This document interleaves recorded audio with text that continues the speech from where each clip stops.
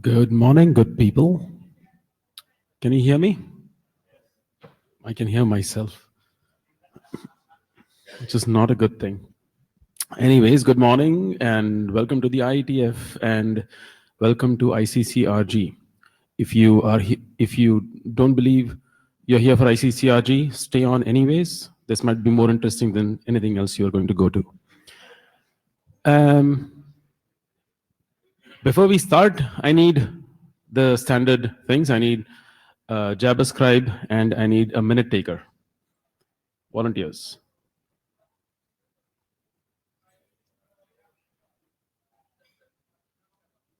Come on. I can start naming names.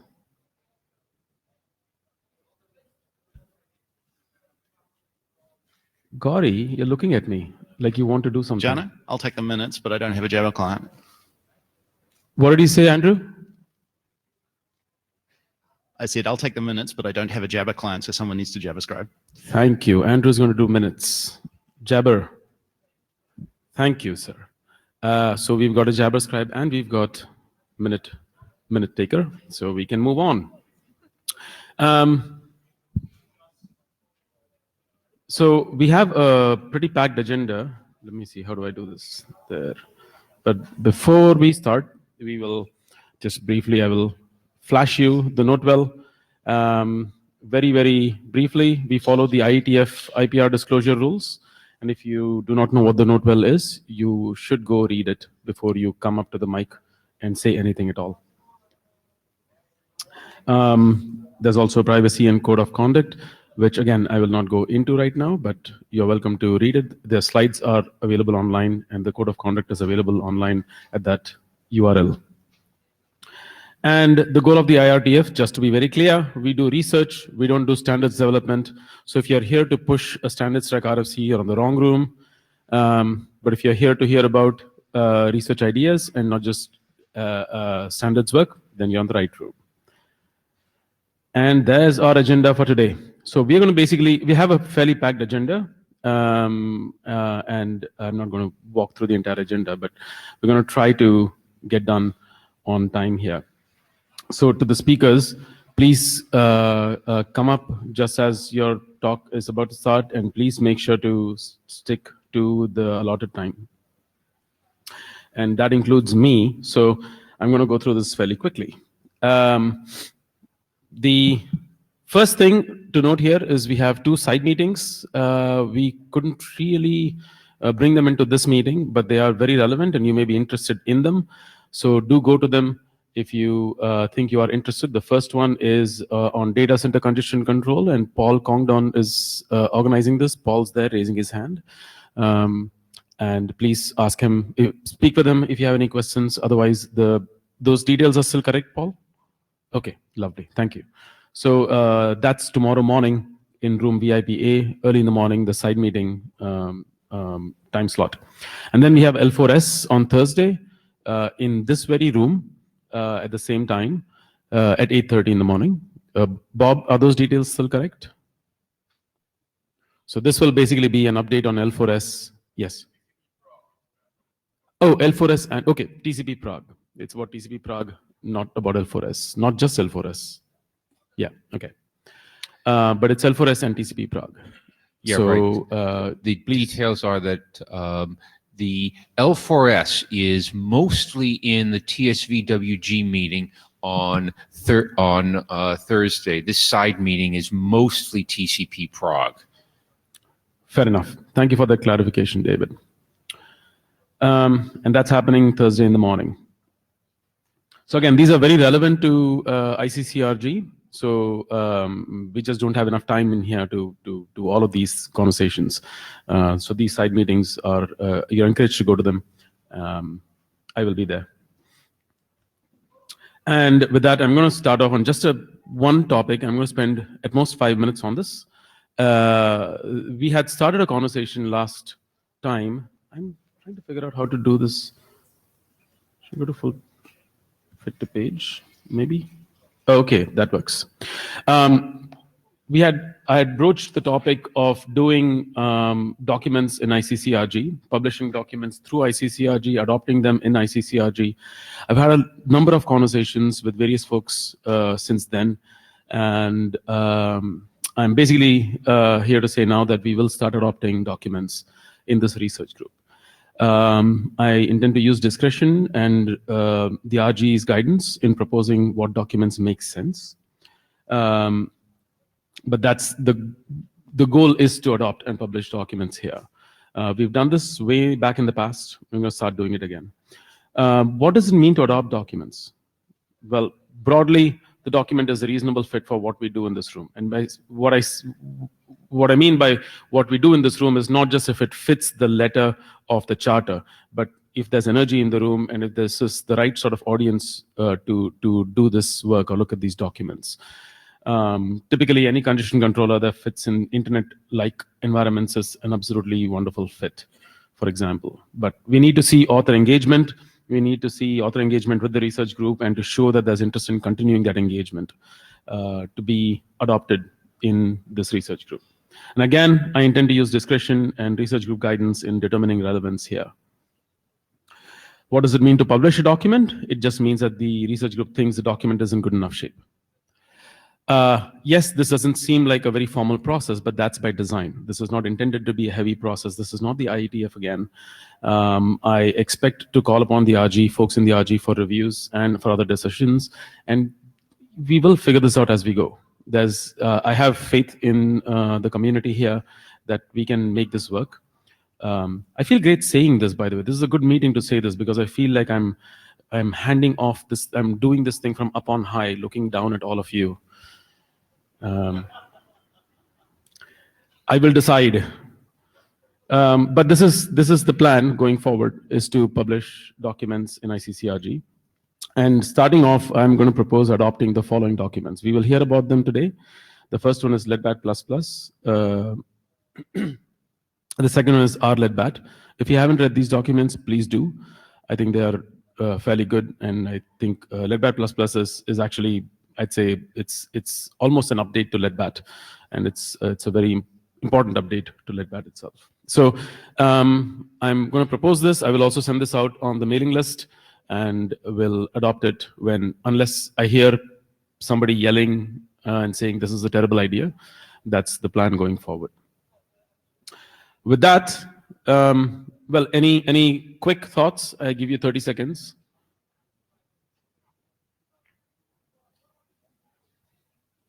And your 30 seconds are up. Thank you, Gauri. Sorry, go on. Gauri first. I'm cold. I can't run quick. I think this is a good idea. I like this, and these two documents fit well because they are more conservative than other transports. Therefore, they definitely fall within something that could be done in a research group. Other things we might have to tread carefully on, and I guess we'll figure that out as we go on. But these two documents seem like good candidates for here to me.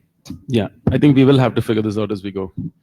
So question is the, Martin Duke, F5, is the desired outcome of these documents to produce informational RFCs or something else? Yes, I would think so. I don't know. Can we publish experimental RFCs here? Anybody know? We can't do that here, right? Who says we can? Andrew says we can. Hi, Colin Perkins. Yes, Colin. you can publish experimental or informational RFCs. Thank you, Colin. That's the voice of authority there. So yeah, I'd be interested in experimental, but that's what I'm going to be pushing folks for anyways. Thank you for that. With that, I am going to move on with the agenda. Again, this is the agenda. Praveen, you're up first. You're going to talk about LEDBAT++. I'm going to get the slides up.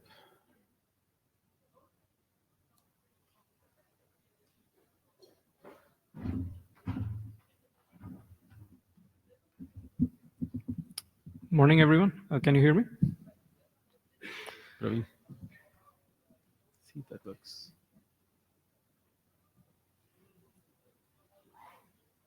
Doesn't work? That's fine. I'll move the slides forward. Morning, everyone. I'm here to talk about leadbat++. This is now a draft. If you haven't read the draft, there's version 01 that was published recently, so please read it. leadbat++ is a less than best effort congestion control. So the goal is to use unused capacity, but quickly yield to foreground flows. Example workloads include operating system or application updates or backup replica sort of workloads. Next slide, please.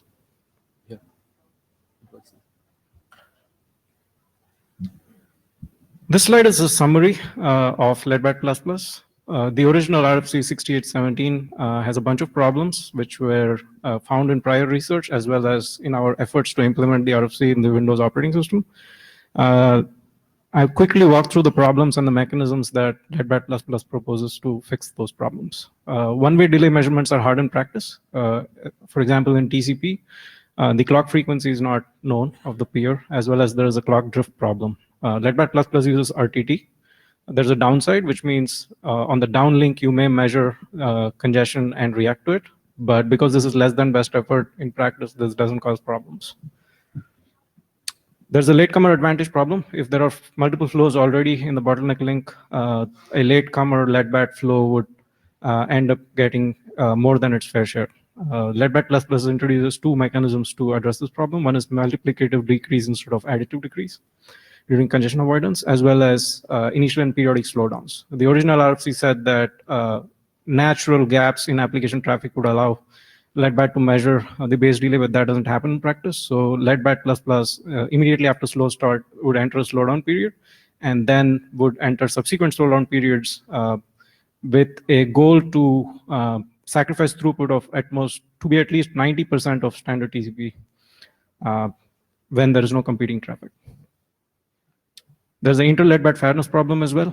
This is related to the latecomer advantage problem where you can't measure the base delay, but although the queue is stable, the flows don't fair share. The leadbat++ introduces multiplicative decrease to solve this problem.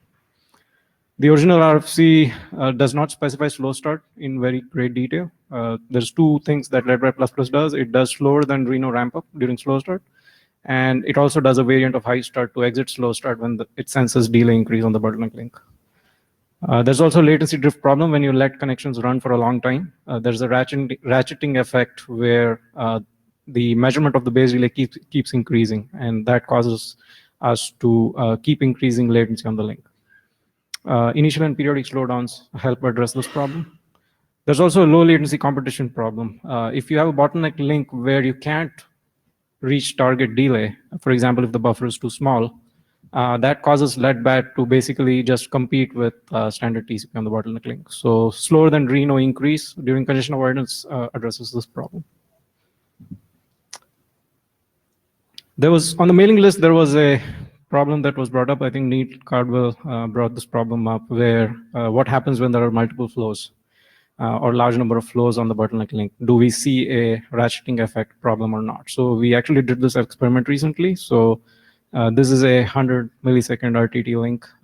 We actually changed the target delay to 100 millisecond for this experiment. But yeah, the results are similar with the default of 60 millisecond. And this is a 10x BDP bottleneck buffer. So even with the increasing number of connections, we see that the latency remains near target, at or near target. So when we look at traces, there's two reasons. One is when the new flow starts, even though the slow start is slower than Reno, it still causes a delay increase. And that causes other flows to back off. And then the newcomer flow would immediately enter its slowdown phase, allowing all the flows to measure base delay. We find that all the flows are able to successfully measure base delay. There is another experiment.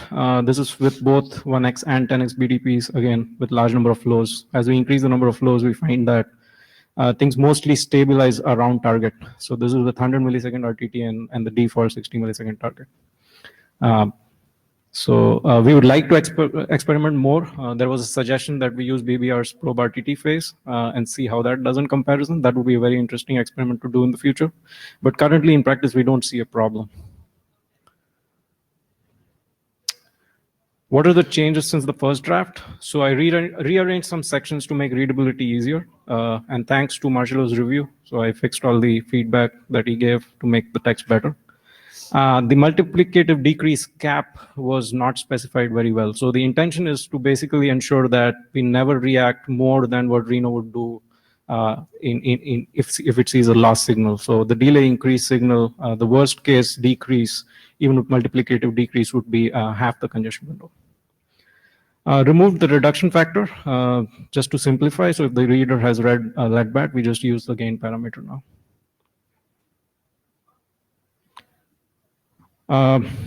One of the requests has been to make the document standalone. Currently, it's a addendum on top of the original RFC. So the goal is to make the document standalone so that any implementer could just read this RFC and be able to implement the algorithm.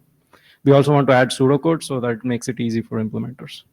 So my request to folks in the room would be, please review this draft. I think like less than best effort congestion control is extremely important. So please review this, please provide feedback. If you could implement this and do some experiments on your own, that would be great too.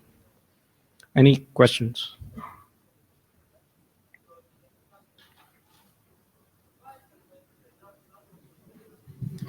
Jay Collin. I was curious whether you'd had a chance to examine the impact of AQM or of FQ systems on this strategy. We have not. So I called that out in one of the prior presentations. It's also an active area of research. I think like both testing with AQMs as well as newer congestion controls like BBR, they currently are testing is limited to Cubic and New Reno. So testing with other delay-based congestion control algorithms which are aggressive would also be, I think, part of that future work. Okay, thank you.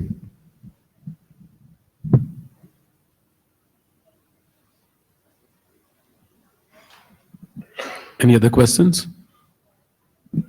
We have a couple of minutes.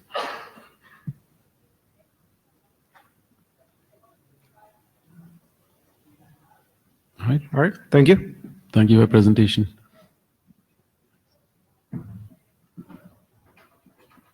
Marcelo. There we are.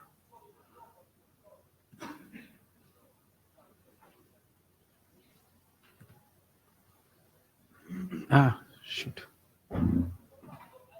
Damn sensitive thing.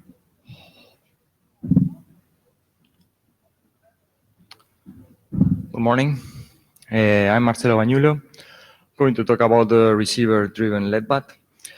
So I already presented this in the last IETF. So basically, this is an update of the changes that I done in the draft. So if you remember, LEDBAT is a set of mechanisms that allow to run a less than best effort congestion control algorithm at the receiver in order to throttle the control the sender's rate, right? So in the original document, I mean, in the version 0 document that I presented last time, the document contained both the mechanism to implement this in the receiver and the congestion control algorithm. The congestion control algorithm is now moved to the LEDBAT++ document that Praveen just presented. So in this document, we only kept the set of mechanisms that allow the receiver to exert control over the sender's rate, right?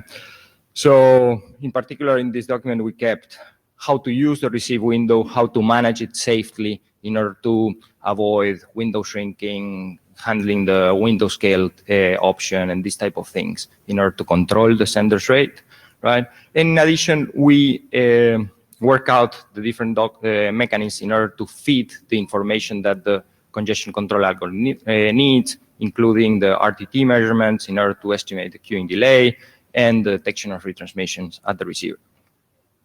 So basically, the input that the congestion control algorithm will receive will be some form of RTT measurements, delay measurements, and some form of loss retransmission detection.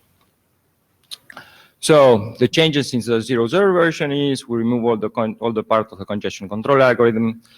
We define so that our LEDBAT is compatible with any less than best effort congestion control as long as it uses some form of delay estimation and or packet losses in order to work. We currently are referring to LEDBAT++ or any other congestion control that uses this type of signaling. We could point to LEDBAT if we consider that using LEDBAT with RTT instead of one-way delay makes sense. Considering that LEDBAT++ is essentially an upgrade on LEDBAT, we believe that this may not make a lot of sense, but we could do it if people feel strongly about LEDBAT. And regarding our LEDBAT implementation, we are currently working. We had an implementation. We presented some results in the last IETF. We're now working in order to make it perfectly aligned with the LEDBAT++ latest version that Praveen just presented. This is ongoing work. We hope to be able to present results in the next meeting. And we also became aware that Apple have a receiver-based less than best effort implementation that is available is open source and available here. It seems somehow aligned in the sense that it uses RTT, it uses timestamps and receive window, basically the tools that we are describing in the draft. But it would be interesting to actually have some input from Apple to see if they actually are aligned to what we present here, and if not, to be able to align properly. The less than best effort congestion control algorithm that they use, clearly it seems different than LEDBAT++, but as I said, our LEDBAT is compatible with different congestion control algorithms, so this would be an example of that. Next steps would be very useful to have reviews, comments from the research group, and feel free to contact me if you have further questions or comments. And with that, I'm available for questions, or I can leave. Questions, folks? Come on, it's Monday morning.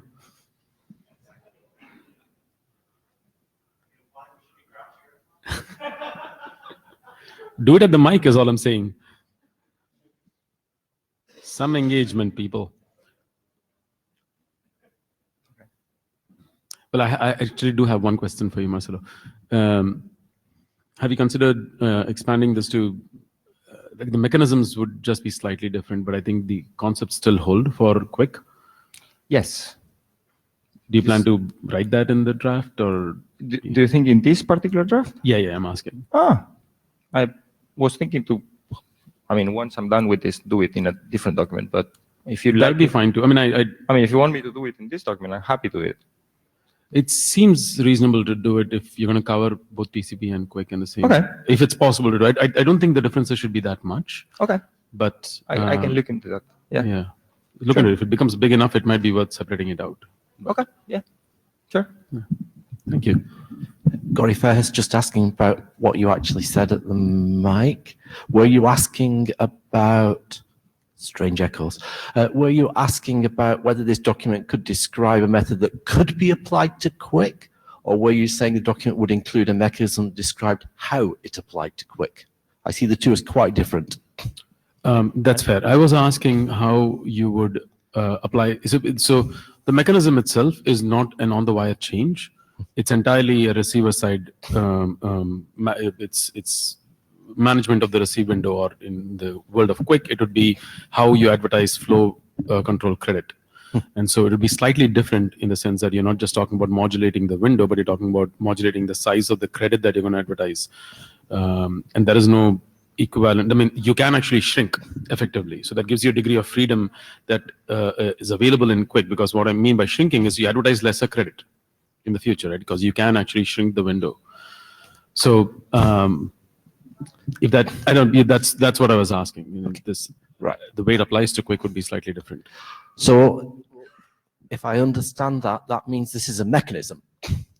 And you're not going to describe the protocol, but you're going to describe the mechanism. Is that Fair what enough. you were Yeah. talking about?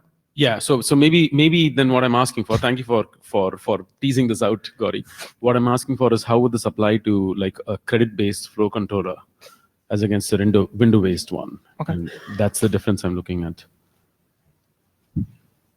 That seems clear. Thank you. Praveen from Microsoft. I do think that both of these RFCs are sort of transport agnostic. There are certain like transport mechanisms we're using to communicate information, as you point out. But yeah, I think they could be written in a way that they could be applied to both TCP and QUIC. So that's true, but there's the avoiding of the window shrinking, right, which is very TCP specific. It's very ecosystem specific too. No, that's not applicable to QUIC. Possibly not, but I don't think it's illegal to shrink. It's what's not illegal? It's not illegal to avoid it, certainly, but I'm saying you have that degree of freedom if you want it. Right. Okay. Michael Welze. I'm wondering about the window shrinking thing. Is that like what? I mean, I understand what it is, but I don't know what would current TCP sender applications do if you would submit the window that is too small and you would actually shrink it. They might just ignore it, right? Because they have to have a way of handling it on the sender side anyway, if that happens. Or would they send a reset? Or does anybody know? So if you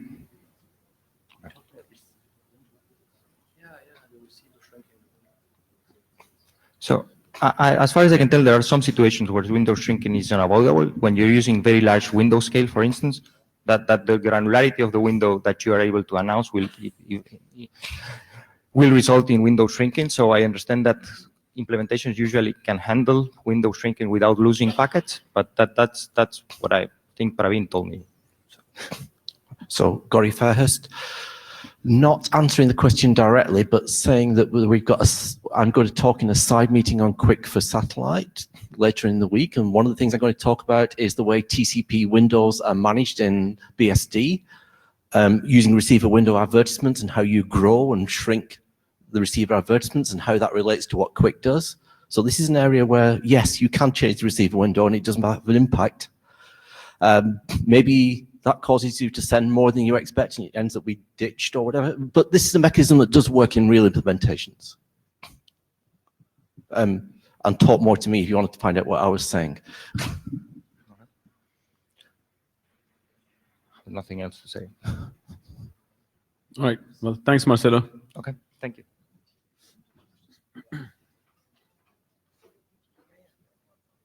So these are the two drafts that we are planning to adopt. And if you have any thoughts, please send them to me or send them on the list. Like I said, I will send out an email again to the list after this meeting. And I see Neil's already there. Hang on. Hi there. Slides up. Can you guys hear me?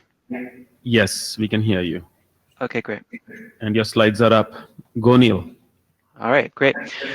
Hi, my name is Neil Cardwell, and I'm going to talk today with a brief update on BBR version 2 work at Google. We think of BBR 2 as a model-based congestion control, and today I'm going to focus on some recent performance optimization work that we've done.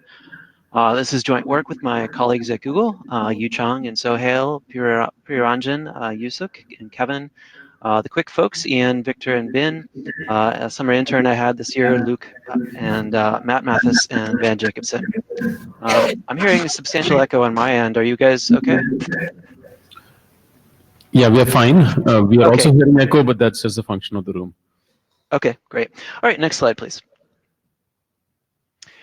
Yeah, so just a quick outline. I'm going to talk for a while about the performance optimizations I mentioned, and then I'll give a quick rundown of the status of the BBR version 2 code and the deployment at Google, and then wrap up. Next slide, please. So yeah, performance optimizations. Next slide. So what are we doing here? What's the goal here? Well, we basically want to ensure that BBR version 2 gets to a point where it's doing a good job as a general purpose congestion control for both TCP and QUIC for the environments where those transport protocols are used today. So that means LAN and WAN networks, data center networks, VM guests. And we want to get to a point where it's a good drop-in replacement for the predominant algorithms used today, so Reno, Cubic, DC-TCP, and we want to make sure that it's providing performance improvements across all of those environments and has acceptable coexistence properties when it shares with common congestion control algorithms like Reno and Cubic. And of course, as a stepping stone to number one, we are deploying BBR version 2 for all the TCP and quick traffic at Google, and we are working on that as we speak. And as part of that, of course, that involves a fair amount of testing, we basically want to ensure that BBR is doing a good job on both the production workloads we see at Google and a wide range of test matrices in synthetic or lab tests. And we want to make sure it's doing at least as well as Reno and Cubic and DC-TCP. Next slide, please. So I mentioned some tests of production workloads at Google. So what's that? So at Google, we do a fair amount of testing on our production kernel changes. This includes TCP, loss recovery, and congestion control, including BBR changes. And there's a fairly rigorous suite of application benchmarks that we apply. Obviously, web search is included, but also databases and storage. And we look at a fair number of scenarios, and not just sort of simple bulk transfer dumbbell tests, and not just looking at only traditional congestion control metrics like loss rate or throughput, fairness, queuing delays, and so forth. We also look a fair amount at CPU usage and median and tail RPC latency. And why do we do that? Well, when you operate these things at scale in production environments, of course, the details matter a lot.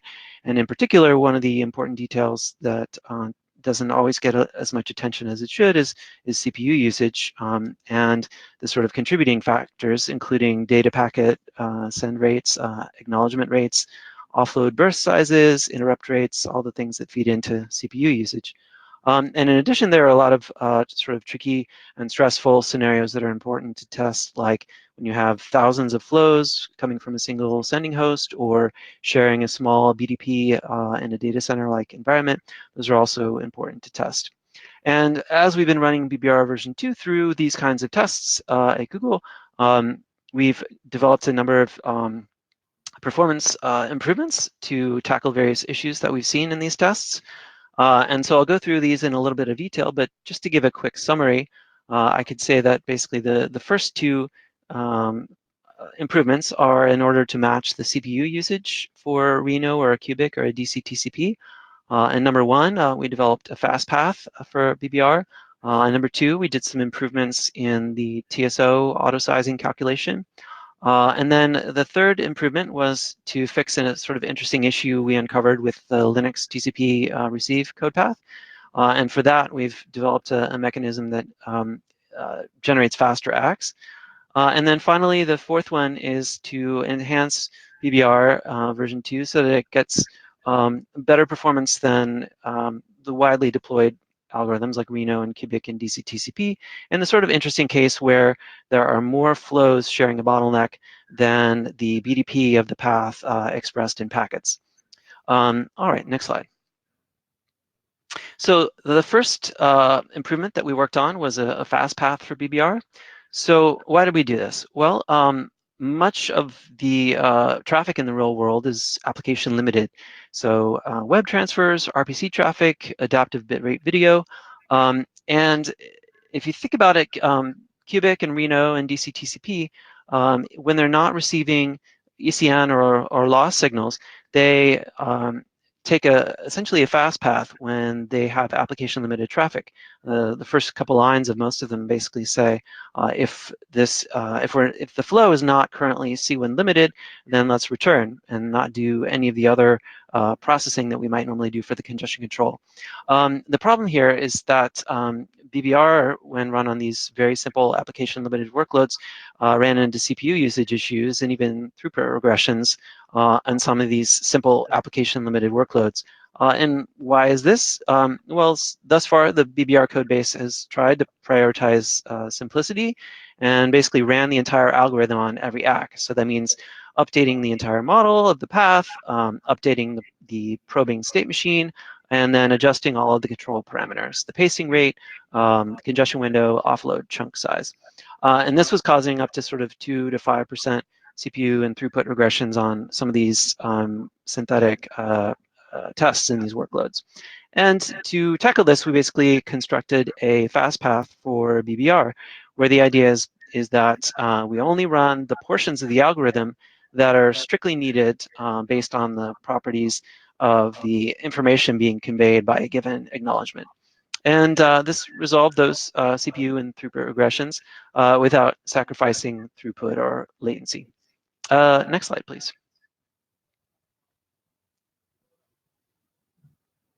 So we also worked on some improvements in TSO autosizing. So what is TSO autosizing? So in high performance transport stacks, often they achieve a very big performance improvement by bundling together consecutive segments into a single unit when passing them down to lower layers like the IP layer and the NIC driver. And in particular, the core Linux TCP stack has for about 7 years or so used a TSO autosizing algorithm that adapts the offload chunk size largely based on the pacing rate. And it goes something like this. So the core TCP stack computes a pacing rate, and whether that's used for pacing or not, it still uses that pacing rate for the offload sizing decision. So it computes the pacing rate as some constant scale factor times the congestion window divided by the smooth round trip time. And then it takes that pacing rate and it calculates how much data it thinks would be paced out in 1 millisecond. And then it applies a floor of 2 segments and a ceiling of 64 kilobytes that's determined by the offload mechanism itself. And an interesting thing happens if you have a workload where the sender host is the bottleneck for a large number of flows. And in that kind of scenario, because the sender host itself is the bottleneck, there tends to not be any ECN or loss signals that the senders get. And so with an algorithm like DCTCP or Cubic or Reno, the CWIN can be surprisingly high in these cases, which then generates a large pacing rate and then a large offload chunk size. And that large offload chunk size allows very low, very efficient CPU usage. And then the problem is if we take a BBR scenario where we have a large number of BBR senders and they try to reuse this autosizing algorithm, now BBR is computing its pacing rate based on its estimate of the flow's fair share of the bandwidth coming out of that sender host. So if you've got thousands of flows, the fair share for a given flow is quite small. So BBR was choosing small offload chunks and using a lot of CPU. And so to solve this issue, we developed a mechanism that adds a term into the autosizing calculation that is a function of the minimum round trip time, so that as the minimum round trip time grows, the size of the offload budget that is added for the MinRTT falls off rapidly. But for very small MinRTTs, there is a considerable budget that's allocated for the TSO offload size. And you can see the exact formula there. And you can read the code for the details and the constant. Next slide, please. So the third issue that we tackled was, and it's sort of an interesting issue involving the specifics of the Linux TCP receive code path and the delayed ACK logic. And DCTCP and BBR v2 both have a nice property where they emit an immediate ACK when the incoming stream of congestion experience bits change. But that mechanism doesn't always save you, because if you're under heavy enough congestion, then there's continuous CE marking and that mechanism doesn't kick in. So what can happen is that you can actually get into trouble as a Linux TCP receiver, because the details of the code for the traditional TCP ACK every other packet mechanism are actually a little surprising. And there are actually two conditions. The first one is what you might expect, which is to say, if more than one MSS has been received since the last time we sent an ACK, then that condition needs to be met. But it also has to be the case that the next receive window that we're about to offer is at least as big as the previous one. And the problem you get into is if the receive window stops growing, this causes check number 2 to fail, which causes the receiver to wait until the application actually reads some data out of the receive buffer to allow the receive window to advance and then trigger an acknowledgement. And this was actually, this sort of surprising detail was actually causing 2x higher P99 RPC latencies with sustained congestion in some of the tests we were running. And as a solution, what we've done, at least thus far, is to just remove check number 2. And this has taken care of those RPC latency issues. And we should say that if this works well in practice as we deploy, I think we'll propose this as a general fix for the Linux TCP receive code path. Next slide, please. So this is just a quick picture to give a better sense of what's going on there, because I know the text doesn't make it entirely clear. So here we have a picture that's a time sequence diagram of one of these scenarios. And you can see at the beginning of the connection, the receive window is opening up. You can see that as the receive window, the yellow line is growing further away from the ACK line, the green line. And during that phase, the receiver is allowing itself to acknowledge immediately, which is giving a high throughput, which is reflected in the high slope of that line. But then as soon as the receive window stops growing, the yellow line sort of plateaus. You can see that the ACKS are all of a sudden very delayed because the stack is suddenly waiting for the application to read some data before it sends an acknowledgement. So that's just an illustration of an example of this. Next slide, please. So finally, the final mechanism I'm going to talk about is some work in progress that we have to reduce the queuing that we see when we have lots of flows. So next slide. So what's the scenario we're talking about here? So this is a scenario that's been documented and talked about for quite a long time. I think it goes at least as far back as Robert Morris's paper on TCP behavior with many flows in 1997. And maybe there are earlier papers as well.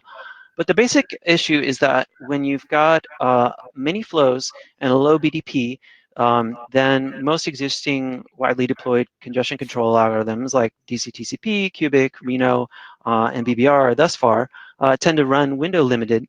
And they're going to have a standing queue when the number of flows times the minimum congestion window of those flows is bigger than the BDP. And the problem that you then get is that there's a standing queue that's basically that budget of the aggregate in-flight, the number of flows times the minimum C-wind, minus the bandwidth delay product, and that can be fairly substantial. And just as an aside here, to give some sense of scale, the BBR minimum C-wind, aside from RTO recovery, is 4 segments, and that's to avoid stop and wait behavior with TCP's ACK every other packet policy. So the diagram here sort of gives you an intuition about what's going on. You can sort of see that the queue of excess packets here is building up at the bottleneck due to the aggregate in-flight being larger than the BDP of the path, and all of these flows running window limited. Next slide, please. So the solution that we've been investigating is to improve BBR's use of ECN and loss signals to make sure that we do a better job of adapting the pacing rate to match the available bandwidth.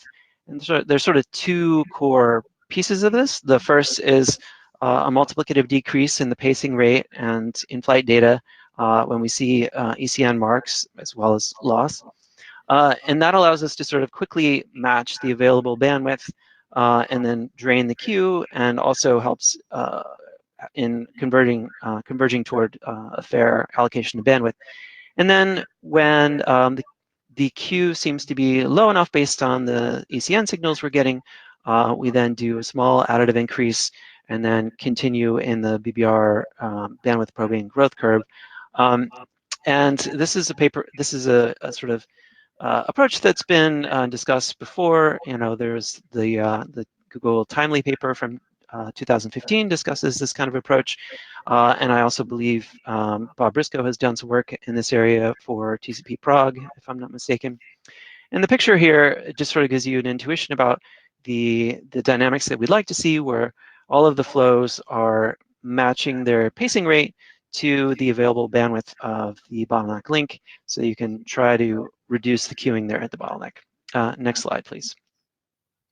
So this slide has some details about the the mechanisms that we're experimenting with in the BBR version 2 codebase.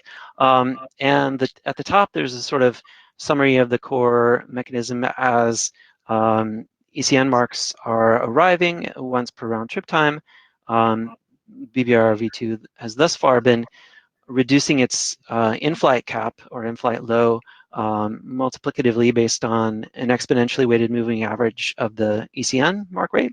And then for this experimental variation, we are also capping the pacing rate or bandwidth low, as we call it in the code base, and decreasing that likewise. And the other sort of pieces of the puzzle here, as mentioned before, we're cutting the bandwidth low multiplicatively, and we're as another piece of this, we're increasing the ECN factor, which is the sort of magnitude or scaling factor for scaling the ECN response into the pacing and in-flight response. And then we're also decoupling the bandwidth high parameter, which was already existing in the BBR v2 model, from the maximum bandwidth sample that we've seen, so that we're sort of refining the notion of this bandwidth high parameter, whereas before it was just the maximum bandwidth that we've seen recently, and now we're turning it into a more refined notion that says it's tracking the maximum bandwidth that seems consistent with a tolerable level of ECN and loss marks. And if we're not seeing a tolerable level of those signals, then we do a multiplicative cut in the parameter. And then finally, when it seems like the level of queuing is low enough based on the ECN mark rate, then we go ahead and do a very small additive increase and then continue on in the bandwidth probing state machine. So those are just to give you a sense of the details. Next slide, please. So I'll present some synthetic lab test results to give a sense of the properties of the experimental algorithm here. Here we have 2 sender machines and 1 receiver, all in the same switch, all with a 50 gigabit NIC. And the switch here is configured to use DC-TCP style ECN marking, where the congestion experience bit is set if and only if the instantaneous queue is greater than 80 kilobytes in this particular case.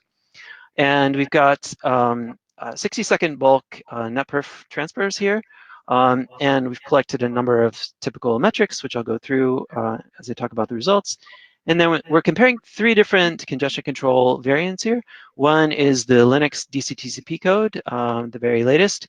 And then one is the BBR version 2 baseline, which is the algorithm without the changes I just described. And then BBR2 new is the algorithm with the changes I just described. Next slide, please.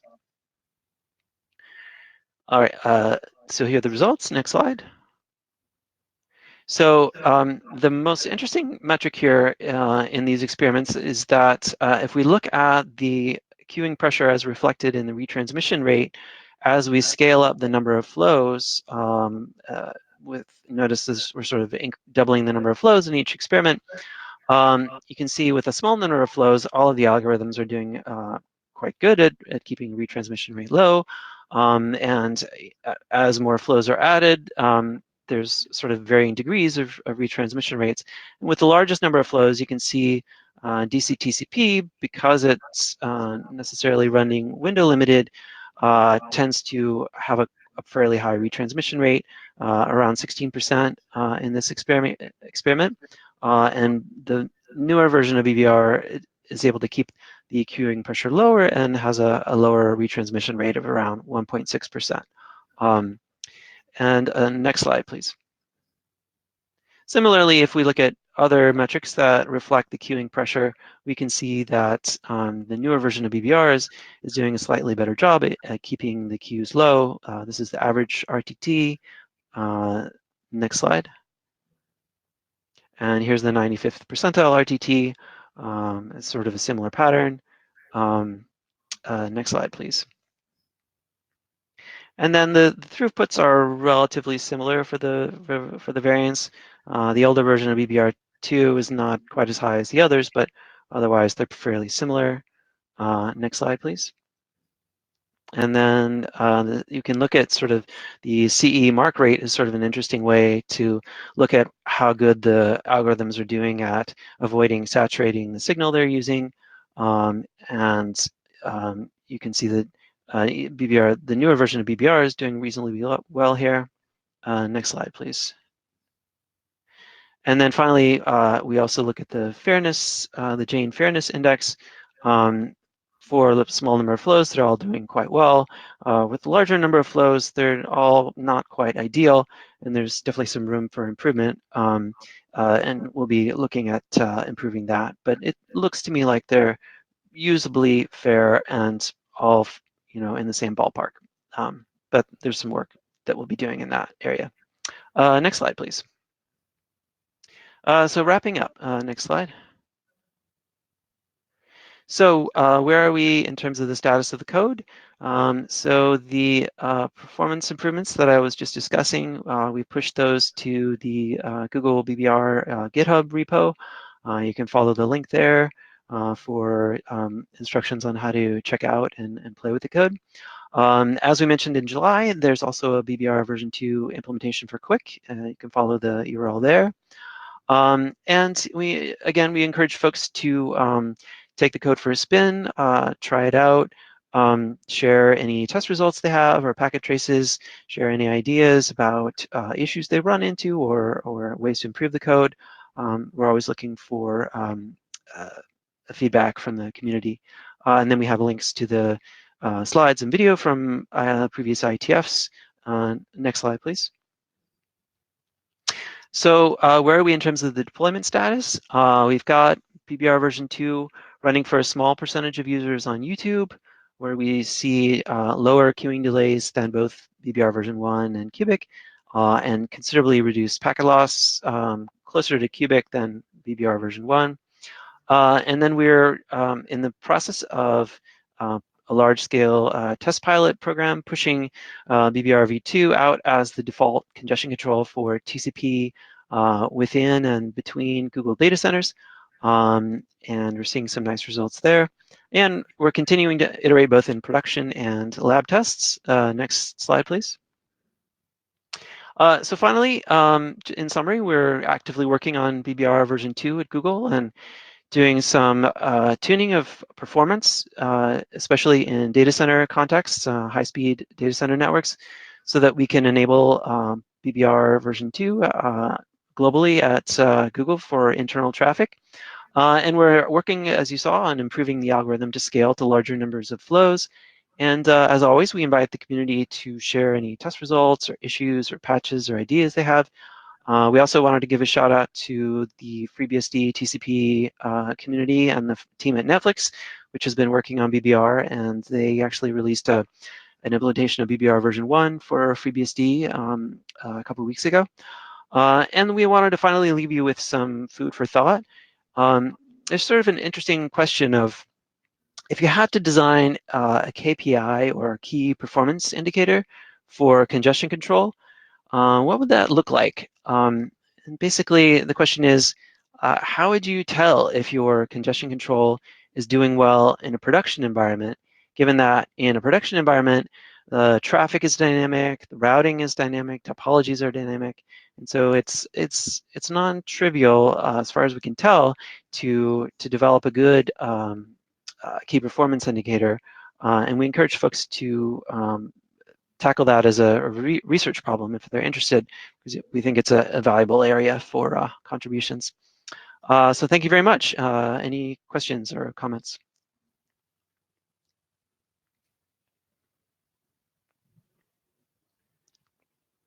Hi, Neil. Martin Duke, F5. Thanks for giving up your Sunday night. Yeah. I have two questions. One is there a plan to update the BBR draft at some point? We are trying to track with an independent implementation. I know, obviously, Netflix as well. It'd be really nice to have a fixed target. Yeah, an update of the internet draft to reflect version 2 is absolutely on the to-do list, and I apologize we weren't able to get it done by this IETF, but rest assured that it's definitely on the to-do list. Yeah. Okay, thanks. The second, can you return to the sequence number graph you had?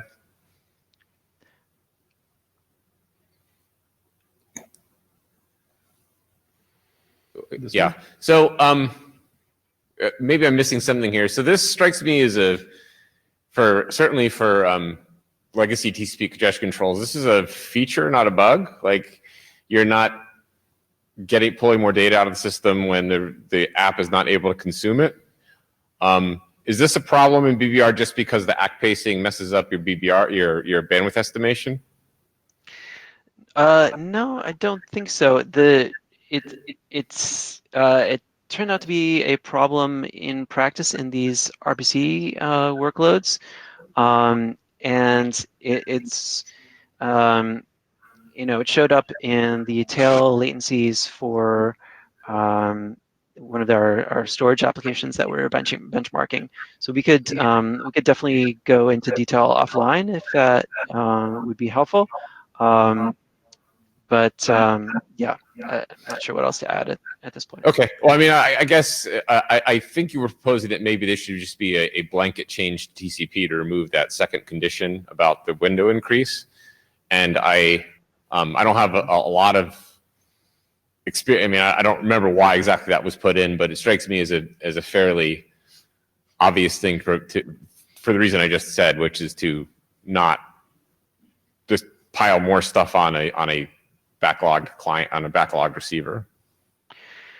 Right. I mean, I think there are probably a number of trade-offs here, and I guess at the end of the day, maybe it's something that is going to be context dependent, whether it's an improvement or not. And so that's why we haven't offered it immediately as a fix for upstream. We want to get some experience with it in production workloads and see if it is a net win. We think that we have good reason to believe that it will be at least acceptable, if not an improvement in every case, because the previous congestion control that was deployed in Google actually had a de facto behavior that in congested cases actually did essentially bypass check number 2. So we do have a fair amount of experience, at least in the congested case, with it helping. But we'll reserve final judgment until we've pushed this for all of our workloads and we don't see any regressions. Thanks, Neil. I'm going to inject myself in the line right there just to ask a follow-up question. Do you know why that second condition is there in the kernel right now? We don't know for sure. I mean, as Martin said, there is an argument that you can make about trying not to overload the receiver. Another argument that Eric Dumazet pointed out was that this check works nicely with the sender side fast path, which is only taken if the receive window is constant. And so this can save some CPU on the sender side if the receive window stays constant. Yeah, this check predates the Git history in Linux, so it's a little tough to tell. Wow. All right. Well, thank you. So I'm very amused, of course, because my question was what was condition 2 expected to help solve. Roberto, who are you? Hi, I'm Roberto, and I'm with Facebook right now. One comment is say hi to everybody.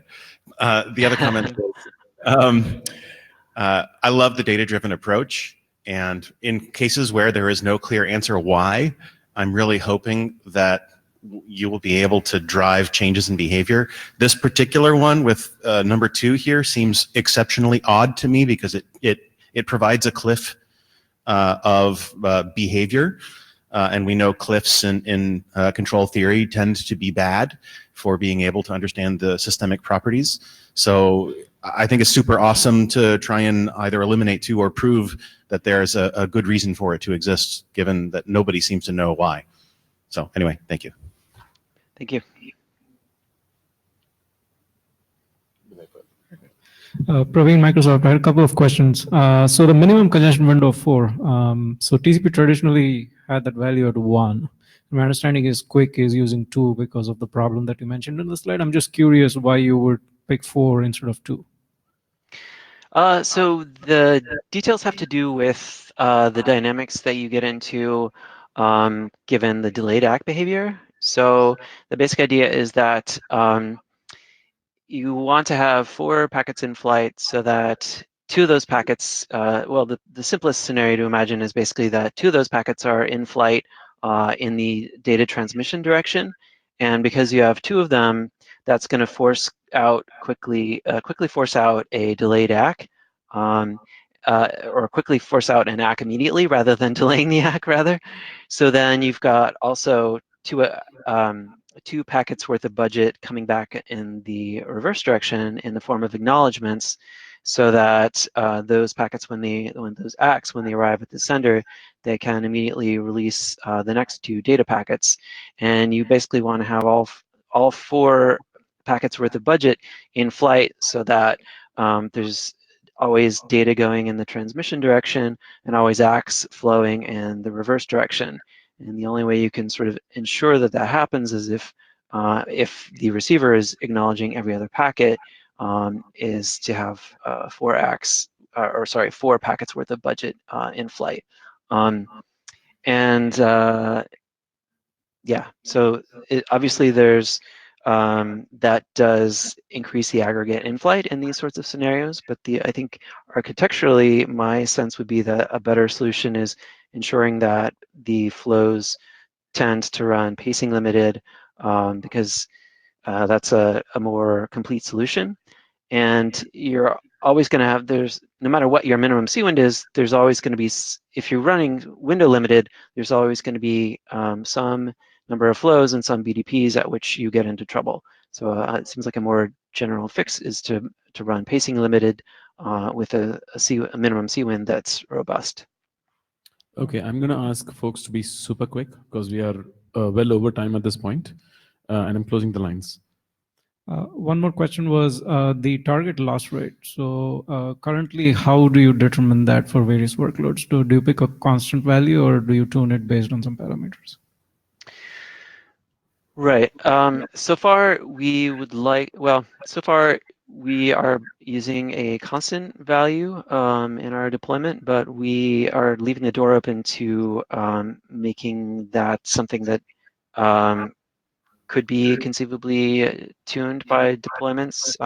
For example, if you have a background file transfer, like a less than best effort transfer, you could, that is isolated to its own queue in your quality of service implementation in your switches, you might want to tolerate a higher loss rate, for example.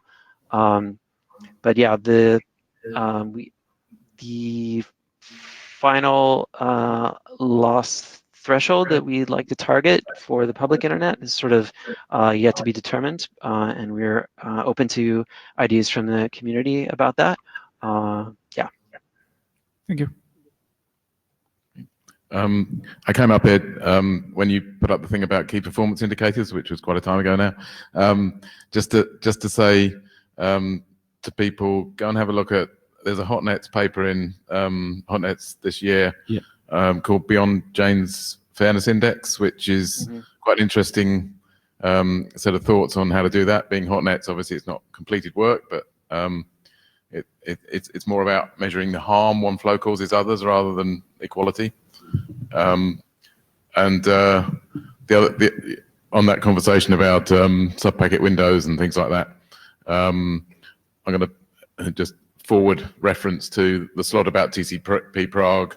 Assad's finished his and defended his thesis in September on that work, and the code will be available hopefully before Thursday. And it's completed. We're just checking it out and everything. And I'll give a link to his thesis and things. But we did manage to get it working with a window-based algorithm inside the base TCP stack in Linux. Quite nicely, but there are other ways you can think about it. So I'd like to hear when we talk about it on Thursday more about it. Okay.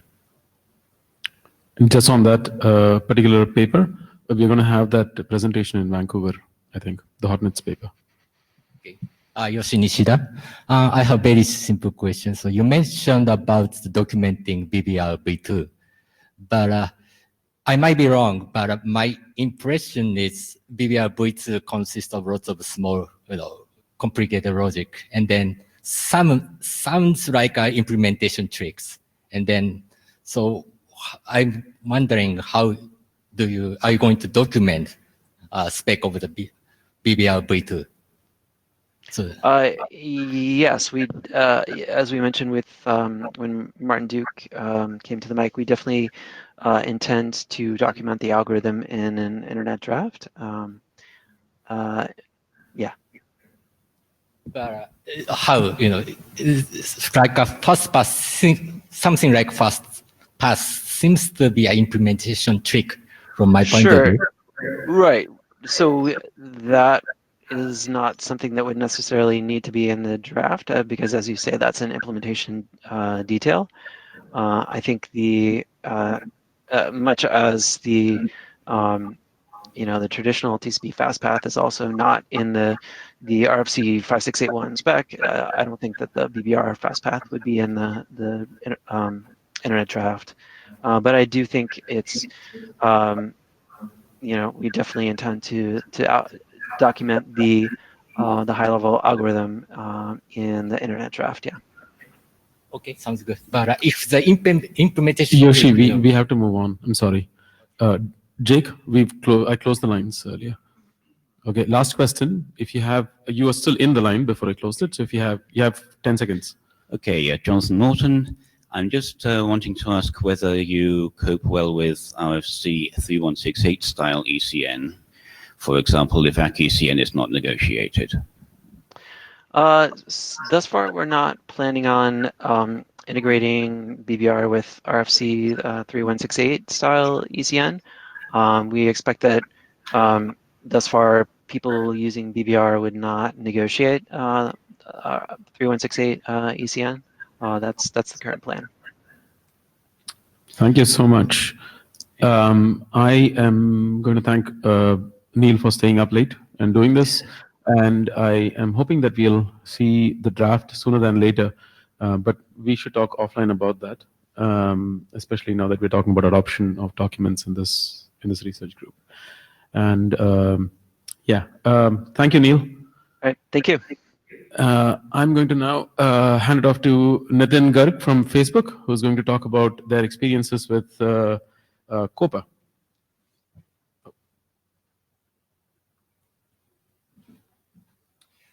Hello, everyone. Can you guys hear me? Should I move closer or further away? Closer is better. Okay. So yeah, a little bit about myself. My name is Nitin Garg. As you can see, it's my first IETF here. And I'm super excited to present some of the work we did at Facebook, comparing COPA with Cubic and BBR for live video upload use case. I work in the videos infrastructure team at Facebook. This is the rough outline of my presentation. I'll start with the motivation for our work. Then I'll go over the experiment setup we used and the results we saw on the application side. Then I'll do a brief overview of COPA, how that works, although that is not the focus of this presentation, but I think it's important to go over our understanding of COPA and how we applied it. And then in the end, I'll go over the conclusion and the future work that we are planning. So motivation. In videos infrastructure team, we work with a lot of product teams who work on videos, and we've realized that different type of video experiences require different quality and latency trade-off. So on one end of the spectrum, you have applications such as video calling, where the end-to-end glass-to-glass latency is super important. And these applications are usually willing to tolerate some quality loss in order to get that desired latency. On the other end of the spectrum, you have applications which don't care as much about latency, but they require extremely high quality playback. And then there are applications which fall in between, which are kind of like, yeah, we need low latency, but we also need high quality playback. So normally, you would need different type of congestion control algorithms compatible with different trade-off scenarios. What we wanted to find out was, is it possible for a single congestion control algorithm to offer a dial to the application, and the application could use that dial to just make it compatible with the desired quality versus latency trade-off. This is where we evaluated COPA, which is a delay-based congestion control algorithm. It has a dial, which is in the form of a parameter called delta, which you can use to control the delay sensitivity of the algorithm. So in our experiment setup, we wanted to start with something. So we started with one extreme where we are optimizing for throughput at the expense of delay. So we tuned COPA to optimize for throughput. And we did some comparisons with BBR and Cubic, which are two popular algorithms available. And for testing, we used the Facebook live streaming application. So in this application, any user with their mobile phone, they can go live. They can broadcast their live feed to their friends and followers. One thing to note here is that this is very different scenario as compared to HTTP style traffic. HTTP traffic could be short and bursty as well, could be app limited a lot of times as well. In this case, we have long running flows over a single quick connection, no multiplexing, with a mean duration of around 3 minutes. So you always have a constant flow of data which you are pushing over the wire. A different thing about this application is there is an adaptive bitrate algorithm running in the application, which would change the encoder bitrate in response to the network conditions. So as an example, if it sees that the network queues are building up and the throughput or the goodput it's seeing is lower, then it could change the encoder to produce less bytes. And hence that will result in less bytes being written on the wire. And we implemented COPA in the Facebook Quick library. Quick, because the transport is in user space, it allowed us to implement COPA quickly and experiment with it quickly. We used the BBR and Cubic implementations, which were already implemented and deployed for several other use cases with Quick. So for conducting the experiment, we used Facebook's A/B testing framework. So this framework allowed us to conduct this experiment all over the world. This framework helped us divide users into 3 random groups. One random group got COPA, the other group got BBR, and the third group got Cubic. We conducted this experiment for roughly 2 weeks, and we collected roughly 4 million samples in each group. So before diving into the results, I want to spend a little bit of time explaining the metrics and how we define them. So we mainly focused on 2 metrics on the application side to evaluate the congestion control algorithm. The one metric is average goodput. So the way we define it as you guys might already know, number of application bytes sent successfully over time. So because the broadcast could be long running, we calculated the total number of audio and video bytes that were sent during the entire broadcast. And then we divided that by the duration of the broadcast in seconds. That gives us average goodput. The second metric we used is average application observed RTT. This is our proxy for video ingest latency. To explain how this is calculated, there's a diagram here. To calculate this, the live streaming application inserts a ping frame with basically no payload, just a bunch of headers in between the audio and video data. Now that ping frame travels with the rest of the audio and video data through the transport, send buffer, through the kernel, through the same network, through the proxies, and it reaches the Facebook Live server, which is processing the audio and video data. When the server receives the ping frame, it immediately responds back with an acknowledgement frame for that ping frame, which goes all the way back to the live streaming application.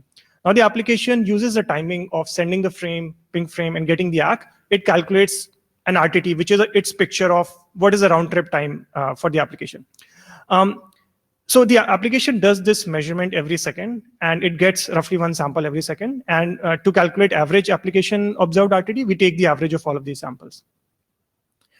Now let's look at the results. So, clarification question, Nathan. So these are basically measured on the upload side? Yeah.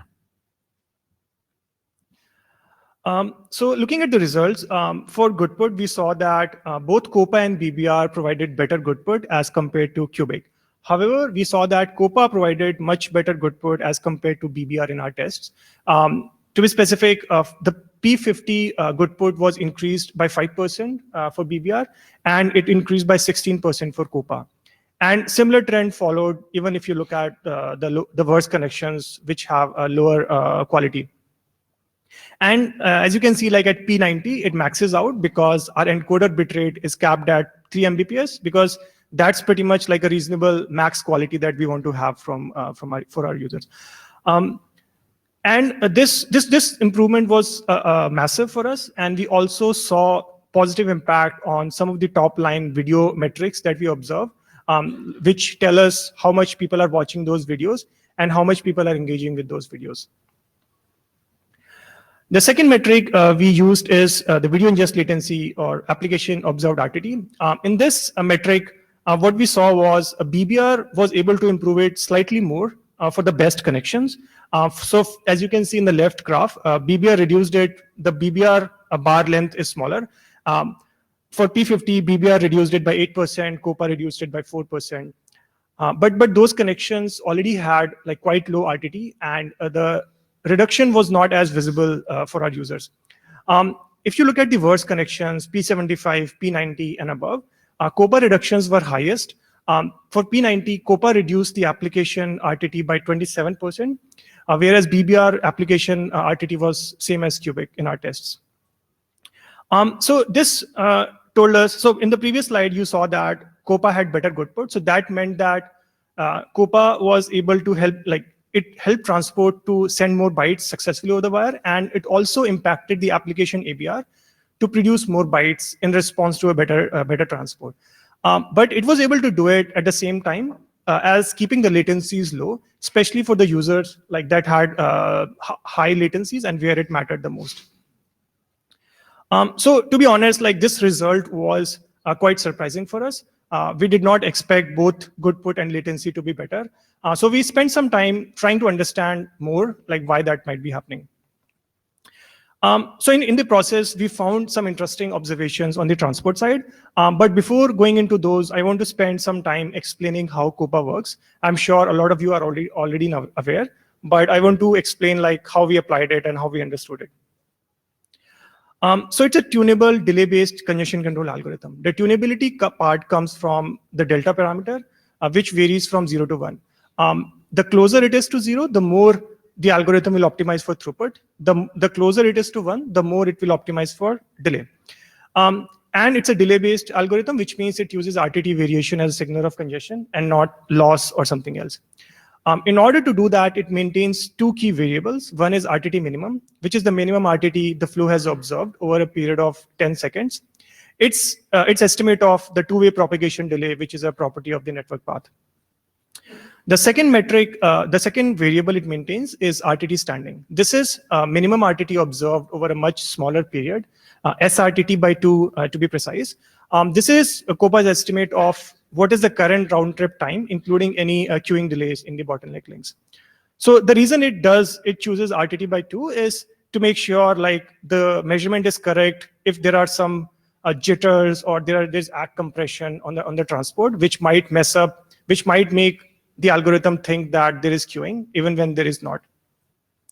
Then it uses these two to calculate a queuing delay, which is RTT standing minus RTT minimum.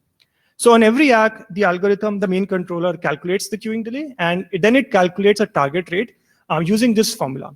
The formula is 1 divided by delta times queuing delay. I'm not going to go in details of this. There is a long mathematical justification given in the paper. They show that like you can theoretically reach Nash equilibrium if you have certain modeling assumptions on the packet arrival pattern. So please do read more about it if you're interested. Then it compares the target rate with the current rate, and accordingly it adjusts the congestion window towards it by using an additive increase, additive decrease of variant. So it moves it by a V divided by delta times congestion window. So congestion window factor in the denominator helps ensure that the change in 1 RTT is going to be at max V divided by delta packets. V here is a velocity parameter. It is 1 by default. And this parameter comes in handy when COPA detects that it has been trying to converge towards a target rate for far too long, and it needs to do a better job at converging at it faster. In that case, it starts doubling the velocity parameter, I think, every RTT. The other unique thing or different thing about this algorithm is that it has a competitive mode. Normally, delay-based congestion control algorithms excuse me, will lose in the presence of buffer filling flows in the bottleneck link, and because if the buffers are filling up for no fault of the delay-based sender, then the delay-based sender will think that there's congestion or the delays are building up and it's going to back off before the loss-based flows are going to back off. Hence, it loses some of the throughput. COPA gets around this problem by using something called a competitive mode. So in competitive mode, it uses a heuristic, which I will explain a little bit more in the next slide, to detect the presence of buffer filling flows. And if it detects a buffer filling flow, then it adjusts the delta to be more aggressive, basically optimize more for throughput and perform better in the as compared to buffer filling flows.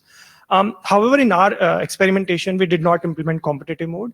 We wanted our experiment to be like smaller in scope. So we just tested like what will happen if you use aggressive value of delta without using competitive mode. So this is the steady state dynamics of COPA algorithm. This is what the bottleneck queue looks like in steady state. So the bottleneck queue oscillates between having 0 packets to 2.5 times delta inverse packets. And the entire pattern repeats itself every 5 RTT. So what I was saying before was that the competitive mode and competing flow detection. So COPA actually exploits this property that the queue is going to empty every 5 RTT. And if it's not doing that, then it thinks that there is a buffer filling flow which is preventing this from happening. So hence it concludes that there is a buffer filling flow in sharing the bottleneck link. So here, like if you see, let's say at t equal to 0, the queue starts to increase for the first time. So it will take about half RTT for the RTT standing measurement to be available and the target rate to reflect this change. And the target rate will be lower than the current rate at that time. Because of the inherent RTT delay in the network, it will take 1 RTT for that change to be effective. Basically, the change of reducing the target rate. And then in another RTT, the queues will start to drain again. And then the entire cycle repeats itself, like half RTT for the RTT standing measurement to reflect the change. And then another RTT for the congestion window increase or the target rate increase to result in the queue length to start increasing. In our experiment, and then the results that I'm presenting, they used a delta value of 0.04, which means roughly 25 packets in the equilibrium, 25 packets equilibrium queue length, and the maximum queue length is like 2.5 times 25. Now let's look at some of the transport level stuff we observed. So one metric we looked at is how is the transport RTT varying. So we saw, so this is measured as just taking the average of all the quick RTT measurements over the duration of the broadcast. So the trend we saw was very similar, kind of similar to application RTT measurement. BBR for the best connections, which already had pretty low RTT, BBR was able to reduce it slightly more as compared to COPA and Cubic. However, if you look at the tail cases, 75, 90, 95, COPA reductions were way higher as compared to BBR. So for P90, for example, COPA reduced the RTT by 38%, whereas BBR reduced it by 8.8%. So this was pretty good to see. And this told us a little bit like where the application RTT reductions might be coming from. And it also showed us that like COPA flow is not just improving the application latency, but it's also improving the RTT for the network. So if there are any other flows which are also sharing the bottleneck link, like they will also start seeing a lower RTTs. The other metric we looked at is retransmission overhead. So we defined it as the total number of bytes retransmitted by the transport during the course of the broadcast divided by total number of bytes acknowledged during the course of the broadcast. I think it's a pretty important metric to look at because it tells you how efficient the transport is. If you are wasting resources and bandwidth rewriting the same bytes over the wire again and again, it's just not good for anyone. So what we found here was that for 90% of users, COPA retransmission overhead was way lower as compared to both BBR and Cubic. It was about half of what BBR had and around 1/4 of what Cubic had. So this gave us an idea like why application goodput might have been better. Like this might be one of the reasons why we were able to send more bytes successfully for the application. However, for the last 10% of users, we saw a different trend that COPA retransmission overhead grew very rapidly and it became 3 to 4 times as compared to COPA and Cubic and BBR, which was concerning as well as surprising because we did not see a corresponding proportional degradation in the application metrics for any of the tail users. So we spent some time debugging into it, and the first thing we did was we sampled a few cases, some broadcasts, which had a very high loss rate for COPA. So we noticed two things. One thing was that these flows had very constant throughput. As you can see by the red line here, the number of bytes ACKed over time, it's a straight line. And the second thing we observed is that these flows actually have very low RTTs. So in this sample, except the one spike, the RTT stays constant around 75 milliseconds. So this did not look like congestion or losses happening because of buffers filling up. This looked more like network policing to us, because if there's a token bucket, a policer in effect, which is identifying your traffic and limiting it at a bit rate, it's not going to result in any increase in queuing delays or RTTs, but it will look more like this. We also grouped our retransmission overhead numbers by ASN, and we found that they do vary greatly depending on which ASN you're looking at. Some ASNs which are known to police Facebook traffic, they had way higher retransmission overhead for tail cases for COPA, and there were some other ASNs where the retransmission overheads looked very similar. So to generalize our finding, we did some more aggregated analysis. We looked at the relationship between our retransmission overhead and RTT queuing delays. And we found that for cubic, they are highly correlated. As the retransmission overhead increases, RTT and queuing delays also increase for cubic, which indicates that all the losses are happening because of congestion. But for COPA, we saw similar trend for the first part of the graph. But later on, we see that as the retransmission overhead increases, the RTTs and queuing delays actually start to come down. So this kind of solidified our hypothesis that the network policing is a big factor playing a role here in the high retransmissions. Although it's also possible that there are some other reasons at play here, and network policing is not the only one. For example, short buffers. If there's a short buffer and COPA sender is trying to maintain an equilibrium queue length of 25 packets, then if the buffer is smaller than that, then you're definitely going to run into losses. So definitely there are improvements possible in COPA to handle this case better. Competitive mode, as I described before, could help because it could adjust the target delta based on whether it sees loss or success. We could also add a heuristic to change congestion window based on loss, something simple like multiplicative decrease based on target loss, just like Cubic or Reno or even BBR now is doing. Other option is to have an explicit network policer detection similar to how BBR V1 had it. So in conclusion, the aggregated results showed us that COPA provided better quality and lower latencies in our tests. These tests were for mobile broadcasts, for uploads, and we compared with Cubic and BBR with Quick. But one thing to note is BBR, we are tuning BBR in our internal implementation, and also BBR V2 is happening, so the results may differ in future. One of the big future work items is a better understanding of the reasons behind these improvements. Are these improvements because of lower retransmission overhead? Or is it because COPA is just doing better target rate estimation by sending fewer packets and it's converging to that faster? Or it could be something else. In the beginning of presentation, I spoke about our goal of having a tunable delay-based congestion control algorithm, which could be compatible with all the video experiences.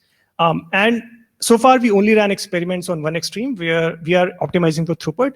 We would also like to run some experiments with with Google congestion control as a comparison, where the end-to-end ultra-low latency is super important. And we would also like to test for more use cases like playback and download traffic. These are a few links where you can read and learn more. My email is here, and I'm happy to answer any questions now or offline. Thank you so much, Nitin. I'll inject myself in the front of the queue. So I'm asking this question from the floor, basically.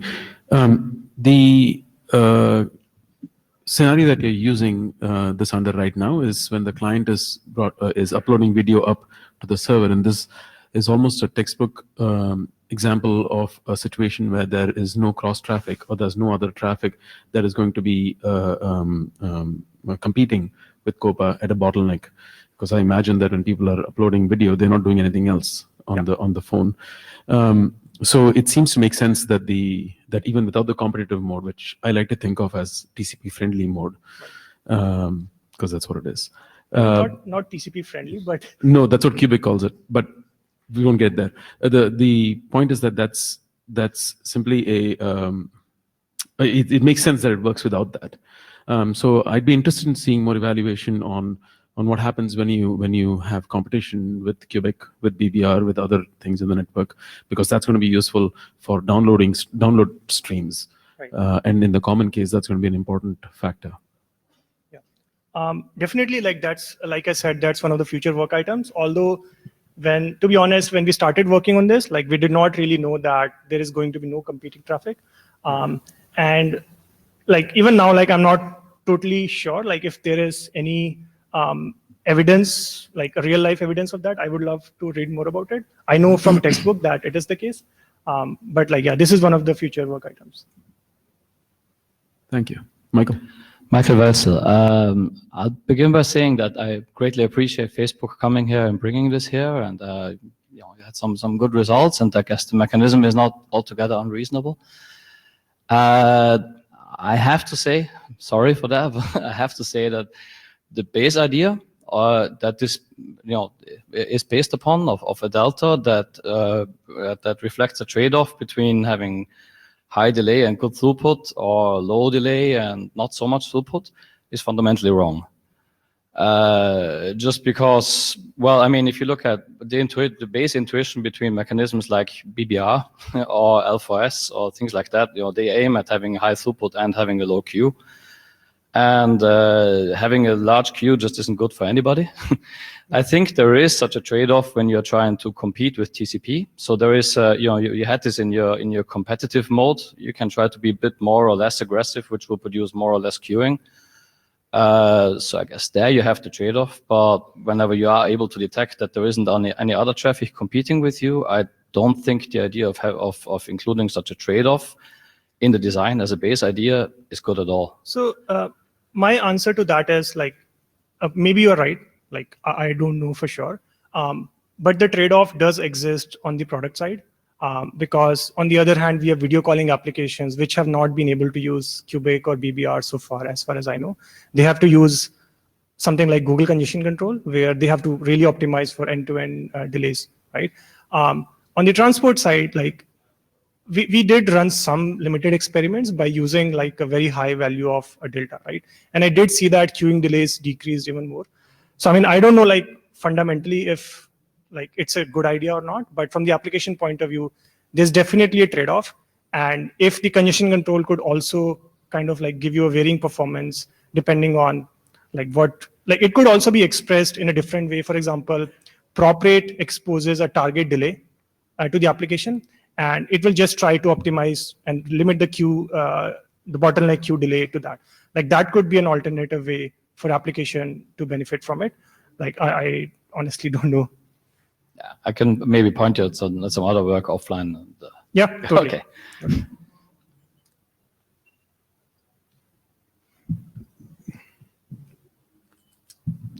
Stuart Cheshire from Apple.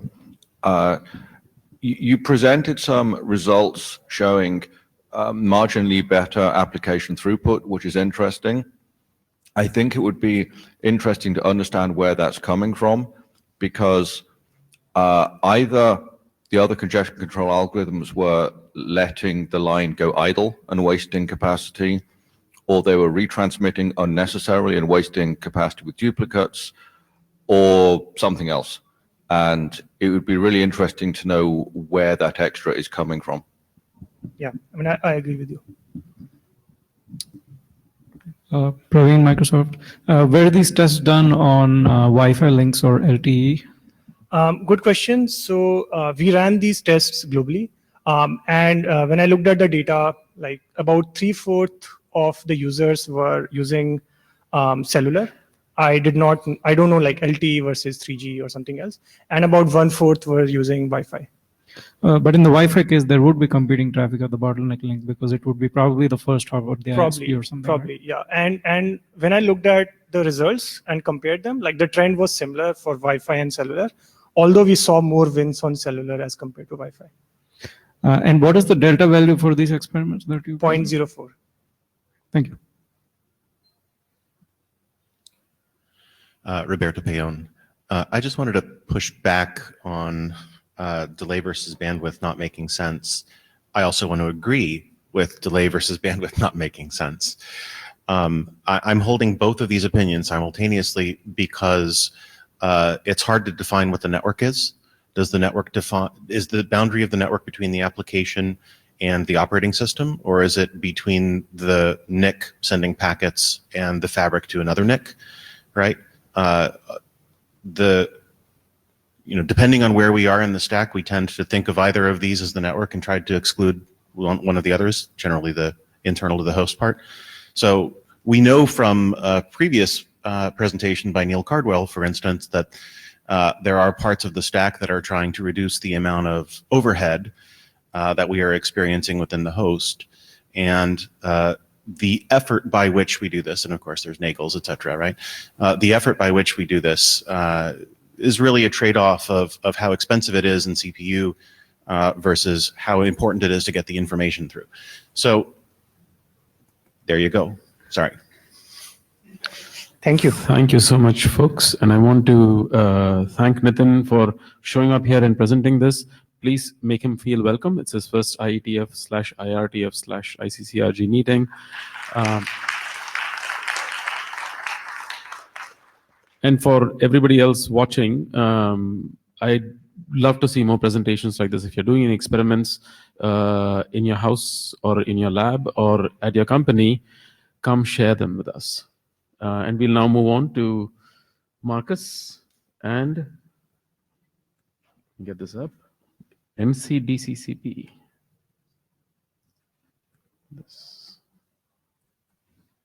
There you go. Take it away.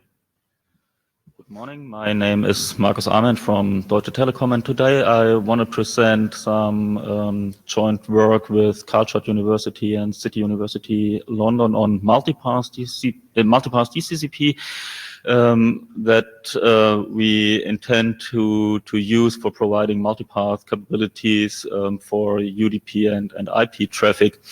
Why I want to present it today here at ICCRG is that we see a challenge there in respect to congestion control, and I think you are the right group to become aware of this and maybe work together with us on a solution. And we also think that this is not a limited issue to the multipath DCCP. Maybe that is also something which affects in future the quick community. We come to this during the presentation. First of all, I want to give you a short introduction. Why are we working on multipath DCCP? What is the reason behind? I want to make you aware about the development we did so far. And then coming quickly to the point where we see the issue of congestion control. The multipath TCP as such is usually pushed at TSVWG, where we also have some updates in the afternoon session. Okay, starting with motivation, why are we working on a solution for providing multipath capabilities to UDP or IP traffic?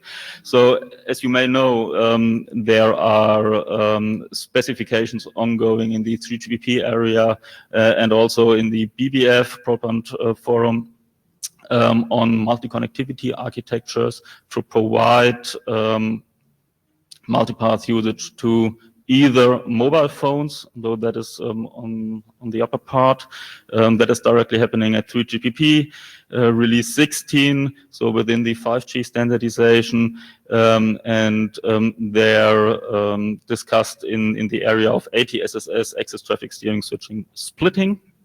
It's an operator-controlled approach, so that's why we as Deutsche Telekom are very interested in that. That means multi-connectivity is terminated in the operator network. The same is also happening for the hybrid access use case, where multi-connectivity is applied between a multi-path capable CPE using cellular and fixed access, and again the operator network. In future, the hybrid access will most probably also rely on the 3GPP ATSS specification. And currently in release 16, multipath TCP is a protocol which is defined for making simultaneous use of multiple access. If we start now with having a look on how the traffic mix has changed over the last years, I think I don't tell you something new. We see that the quick traffic is coming up more and more. So that is some statistic from our fixed network in 2018, where we already see more or less 12% of quick traffic, and we think with HTTP3 deployment, this will become more and more, and maybe it comes to the point where quick or UDP traffic in future dominate the TCP. So that is totally different to what we have seen maybe 3, 4, or 5 years ago, where TCP were the dominating protocol with almost 100%, with almost 100% share. But coming now back to these multi-connectivity architectures we have seen before within the ATSS, where multipath TCP is the protocol for providing multipath transmission. This means that it cannot cover anymore all the traffic which is today generated between customers and the internet, because the quick is coming. So our findings so far is we have a long-lasting experience with multipath TCP. It's a very well working protocol. It's efficient. It's a good candidate to use or to provide multi-connectivity services. And there's also a finding that the congestion control shipped by TCP and also used within multipath TCP for scheduling decisions and so on is very beneficial. Another finding is, so far, if you look at IETF, for example, there's no multipath protocol for UDP or IP traffic. And an encapsulation into multipath TCP of such protocols is not an option. At least that is our opinion, and that was also something discussed years ago in the multipath TCP mailing list, that this does not make sense, because if you encapsulate UDP or IP traffic into multipath TCP, then you impose the reliable nature of TCP. So a potential multipath solution for UDP or even IP traffic must not impose TCP-like reliability, additional high latency, packet scrambling, or head-of-line blocking. Otherwise, it breaks the UDP and IP principles on transportation and service expectations.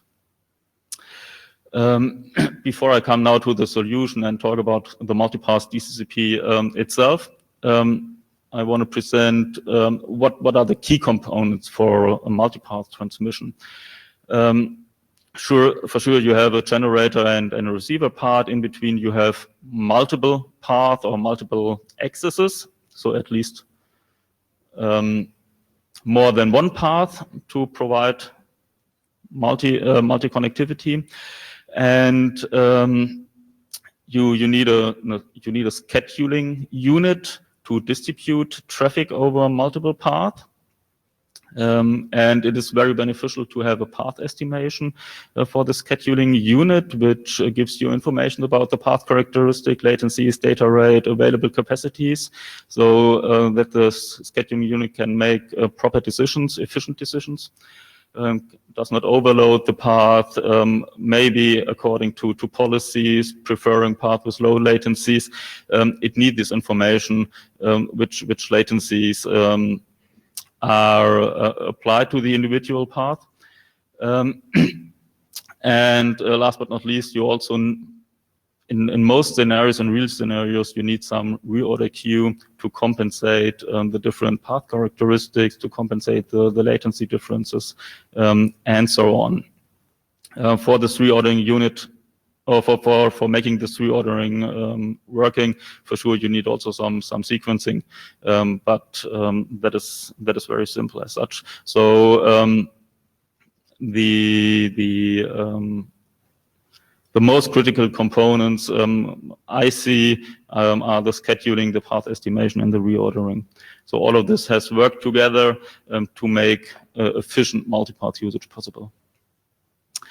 Now coming to the solution, multipath DCCP. So we had a look at the IETF, which types of protocols are available, which can support us in finding a solution to transport UDP or IP traffic over multiple paths. And there we came up with the DCCP protocol, which is a mix between TCP and UDP. It's of an unreliable nature, but it has a congestion control.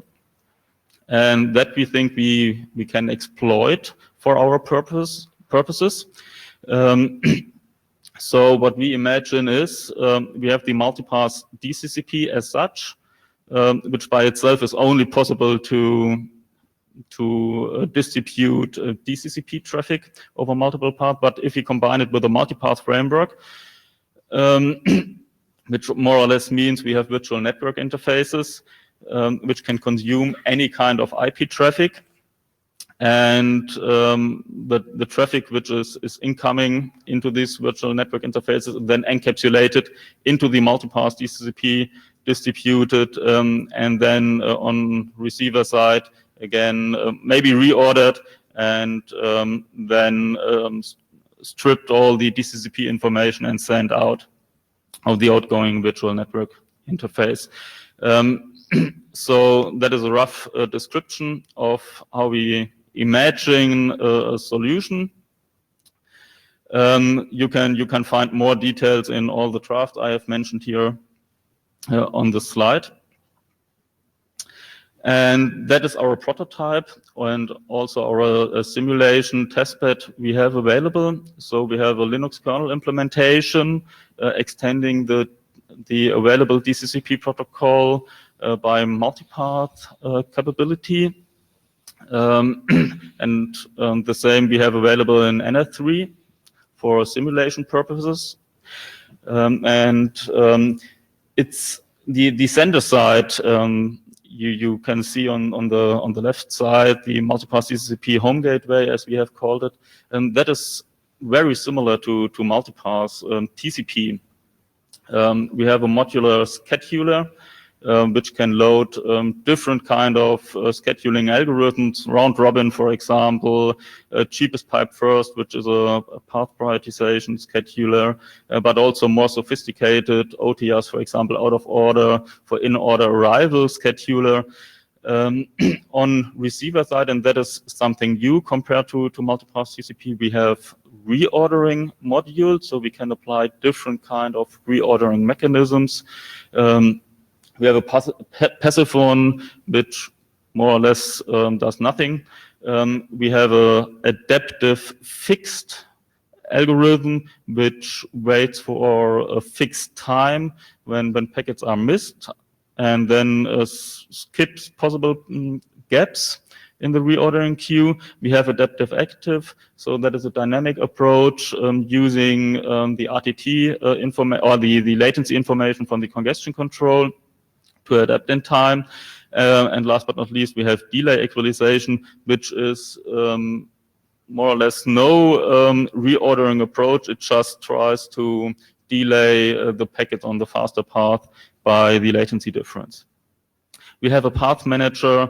We have this virtual network interfaces from the multipath framework implemented. So it's a more or less complete setup which we can use for testing. Presenting now some results in short. That is really a short excerpt of results, just to make you aware what is already working, and then coming to the challenge we see. So that is our NF3 setup, where you see that we have plenty of possibilities. We can simulate different UEs. We can simulate eNode B or cellular access. We can simulate Wi-Fi access. And also we can simulate moving scenarios where we move UEs from one point to the other, which maybe lead to the fact, and therefore I have results in the next slide, that we lose connectivity or that we enter new access nodes and we can get connectivity. So that are results from last IETF, but again, just to remember you, so switching and aggregation is possible with our multipass TCP setup. So on the top, you see when we move a UE out of a Wi-Fi access, so that the Wi-Fi access is not available anymore, then the UE automatically connects to the LTE, and the multipass TCP is capable of doing this in a seamless way. And with a pure switching approach, you see between switching from Wi-Fi to cellular, you have a gap. With aggregation mode, which is also supported by multipass TCP, you see a more or less seamless handover without having a gap between switching from Wi-Fi to LTE. We think that is a very beneficial scenario. The same test we also did, and we think that is very realistic. Maybe I have to switch back. So that was with pure UDP traffic. It was some iPerf UDP traffic we generated, but that is not very realistic. So we did the same test with UDP combined with NADA congestion control. Most of the UDP traffic we see in the field is to some extent congestion controlled. And if you talk about QUIC, then it's pretty clear that this is congestion controlled. And you see here in the same scenario, switching or aggregation, it also works to some extent, but you see some interaction between the NADA congestion control and also the DCCP congestion control. You have this black reference line. So that is from the previous slide, the results, where you have seen more or less, where you have seen that after switching from one access to the other, a direct use of the full capacity was possible, whereas now with the NADA controlled UDP traffic, you see it takes some time to adapt. This one I will skip for time reasons. That is now also exploring a little bit what's going on in terms of delay. That is also some result from last IETF where we proved that reordering makes sense. We need reordering in a multipass setup supporting UDP traffic.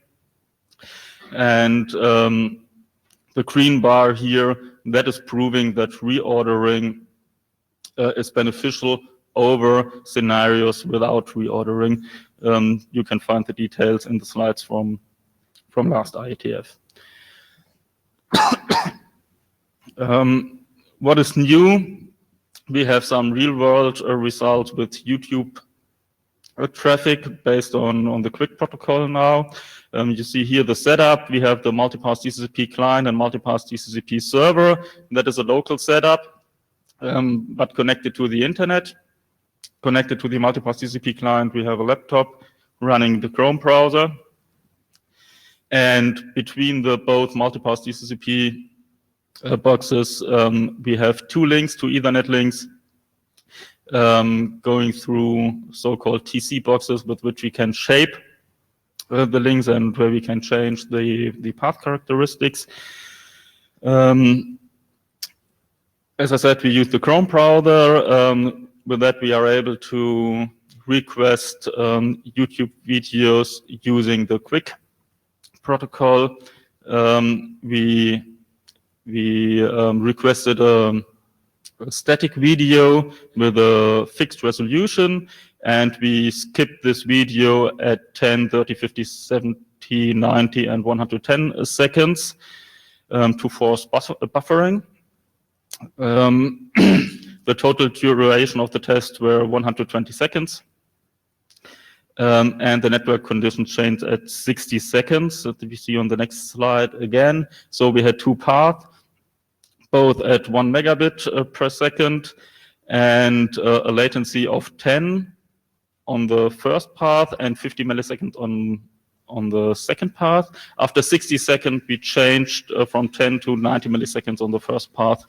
And on the right side, you can see the playback ratio versus the data rate,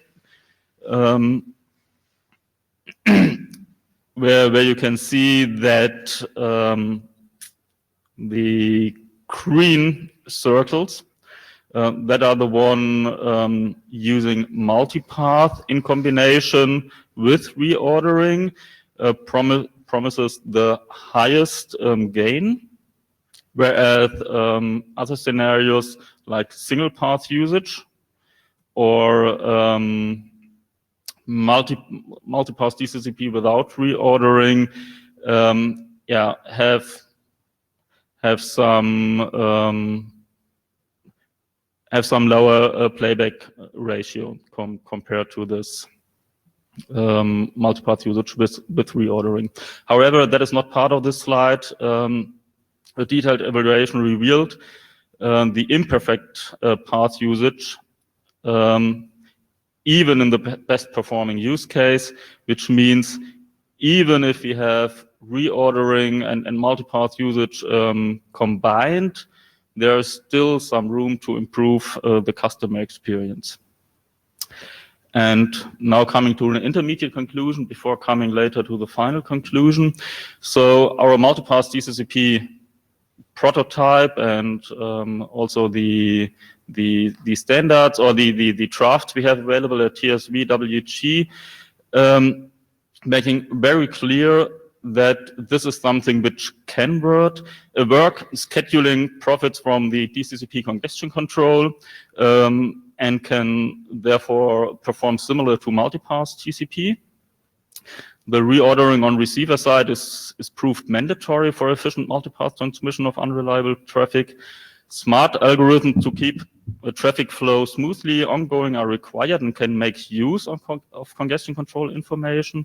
Head-of-line blocking is not purposeful and should always assess if it is worth to wait for missing out-of-order information, which means encapsulation into multipath TCP doesn't make sense for UDP or IP traffic.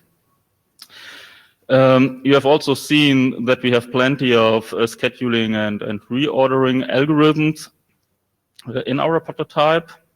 And all of this together benefits from the congestion control shipped with DCCP. So from this perspective, it was a very clever decision to use the DCCP.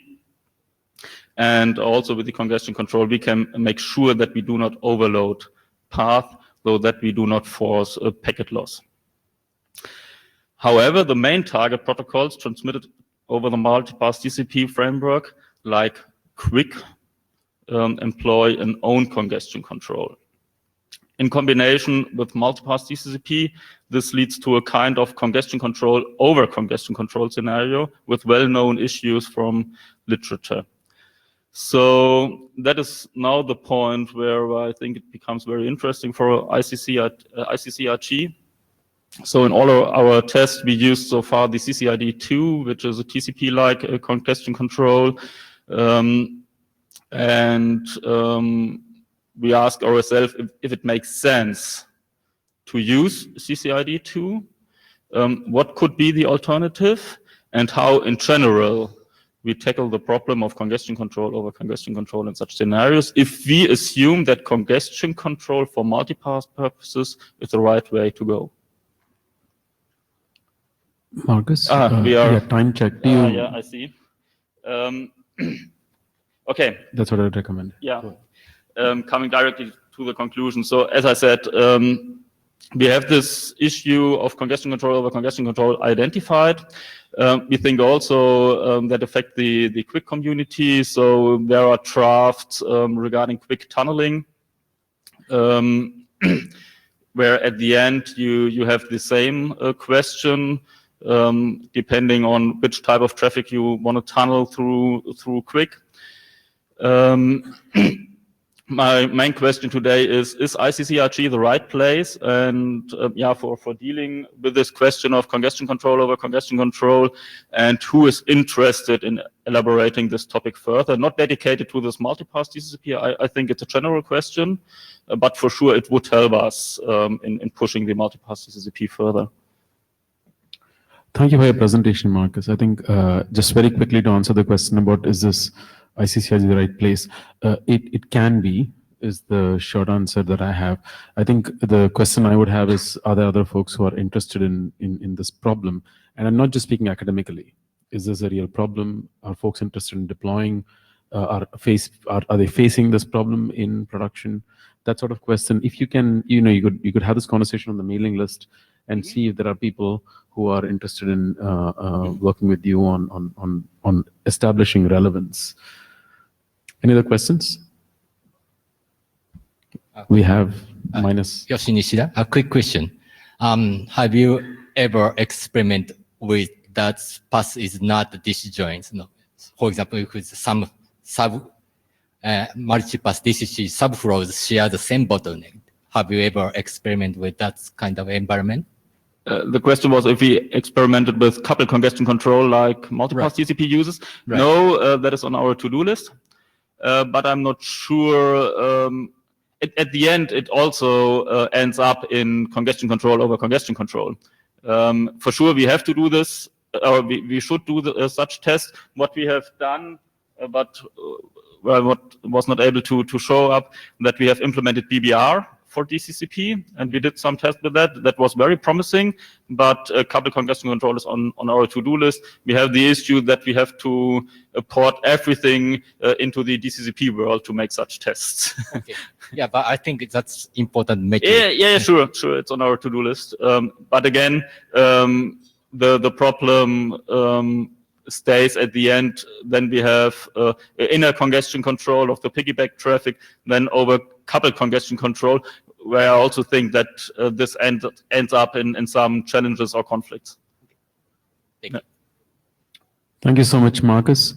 And with that, we'll end the session. I'm going to quickly note that in Vancouver, I'm trying to get together. There's been a recent spate of academic work on BBR analysis, so I'm going to try and get those authors and even Neil to show up, or BBR folks to show up in Vancouver. So I'm hoping to do 2 ICCRG sessions in Vancouver if all of those pan out. This is tentative, of course. One of them will be around BBR specifically, and the other one will be more generic. But if you have any work around that, if you have any analysis that you've been doing with BBR or BBR v2, please write to me. I'd love to have that be a part of the program. And with that, we'll end. Thank you so much. And I'll specifically thank Marcus for winding down his presentation quickly. And we'll see you in Vancouver. Thank you, folks.